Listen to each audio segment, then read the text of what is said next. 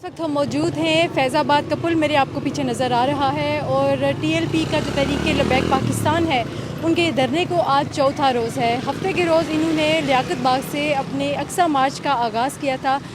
इब्तिदा में तो ये मार्च था लेकिन बाद में इसको धरने की शक्ल दे दी गई और टीएलपी का मुतालबा जो है वो 3 मुतालबात हैं, जिसमें पहला मुतालबा ये है कि फ़लस्तीन के जो अवाम है उनको ग़ज़ा पहुँचाई जाए, उनको खुराक पहुँचाई जाए। जबकि दूसरा मुतालबा ये है कि जो इसराइली प्रोडक्ट्स हैं उनका बाइकआउट किया जाए और तीसरा मुतालबा ये है कि इसराइल के वज़ीर-ए-आज़म को दहशतगर्द करार दिया जाए। इस हवाले से अभी जो मुज़ाकरात हैं उसमें डेडलॉक है।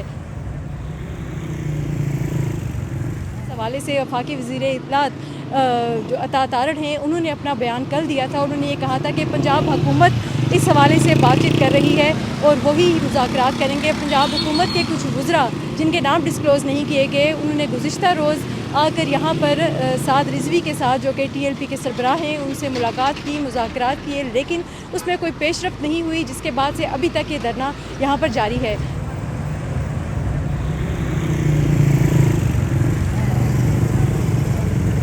फैज़ाबाद जंक्शन मुकम्मल तौर पर बंद है। जो इस्लामाबाद रावलपिंडी के आने जाने के रास्ते हैं वो बंद हैं। आप देख सकते हैं कि यहाँ पर भी डाइवर्जन लगाई गई है, गाड़ियाँ डाइवर्ट होकर उनको दूसरे रास्ते से भेजा जा रहा है।